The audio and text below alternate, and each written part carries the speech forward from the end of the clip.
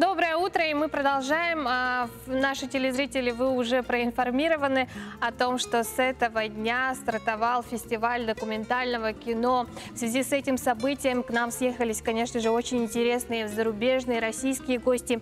И один из них сегодня в нашей студии – это режиссер документального кино Андрей Ананин. Здравствуйте. Доброе утро, Андрей. Доброе.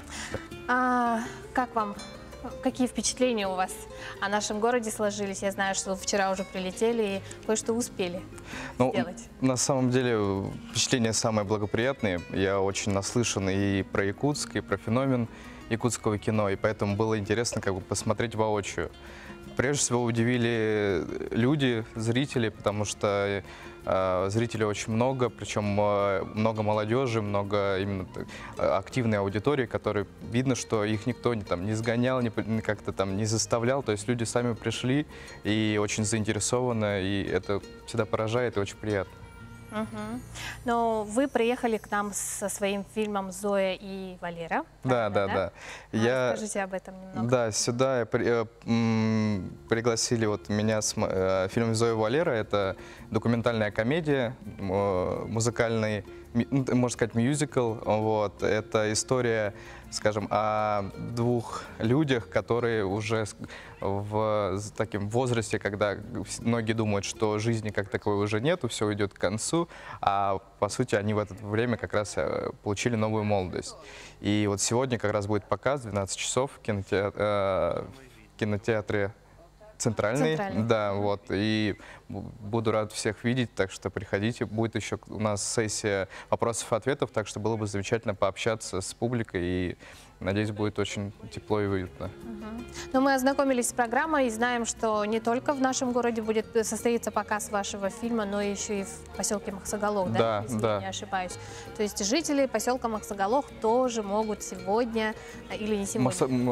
Это мы завтра поедем, и у нас будет сдвоенный показ как раз-таки, потому что наш проект «Докумобиль», который был организован Гёте-институтом и фестивалем «Докер», он подразумевает то, что приезжают с двух сторон авторы фильмов, с немецкой стороны, с российской, вот, и вот происходит такой взаимообмен опытом и между друг другом и с кинематографистами, вот, сейчас в Якутии, то есть это такой очень интересный, уникальный проект, в котором я рад поучаствовать. Андрей, нам известно, что вы являетесь, что вы учились вместе с нашим земляком Максимом Арбугаевым, да? Который является сорежиссером как раз-таки недавно вышедшего на экраны фильма «Генезис 2.0», тоже документального фильма. Не могу не спросить, посмотрели ли вы фильм своего однокурсника? Ну, мы с Максимом мало того, что однокурсники, мы очень хорошие друзья.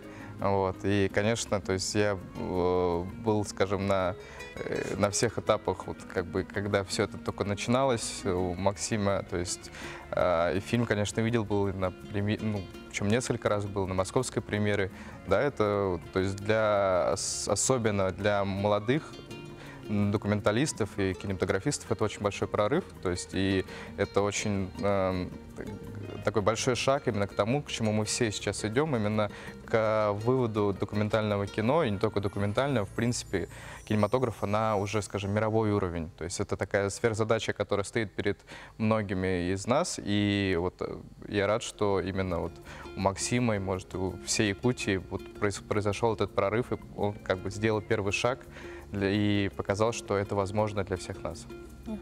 Но в фестивале принимают участие две якутские ленты. Помимо «Генезиса 2.0», да, который будет показываться в рамках фестиваля, еще и вот вчера, я знаю, в кинотеатре «Лена» состоялся показ фильма «24 снега».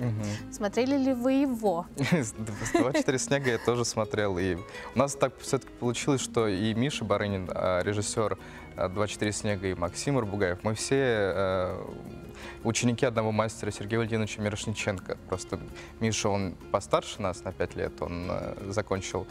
И, конечно, мы видели и активно, то есть, общались и обменивались. То есть у нас все-таки индустрия очень узкая, и поэтому мы стараемся всегда, когда что-то выходит, мы всегда смотрим, как-то стараемся обсуждать. И, конечно, это потрясающая картина. И я рад, что и у нее был очень такой сильный, мощный фестивальный успех, и зрительский, что самое главное. То есть это очень, очень хороший результат. Андрей, расскажите о себе немного. Почему вы решили заняться именно документалистикой? Ну, я по, скажем, начальному своему образованию, учился на юридическом факультете в МГУ, вот, но потом понял, что все-таки надо заниматься тем, что интересно, и когда поступал, я скорее как бы поступил просто именно потому что взяли. То есть, скажем, на тот момент у меня не было никакого, скажем, такого действительно сильного культурного базиса, и просто наш мастер Сергей Валентинович Мирошниченко, он что-то разглядел, вот, и уже потом, благодаря нему, благодаря нашим мастерам, как бы мы ощутили силу и мощь вот именно документалистики настоящей. То есть поняли, в чем она заключается, что это не те, как бы, скажем, телепрограммы и те фильмы, которые у нас обычно показывают там про природу и так далее. То есть что это очень глубокое, очень тяжелое, но в том числе интересное искусство, и оно как бы настолько нас всех заворожило, и вот я очень рад, что, несмотря на все сложности этой профессии, вот ей заниматься. Андрей, огромное вам спасибо, что пришли к нам этим утром, за то, что приняли участие в нашей программе. Я желаю вам только успехов.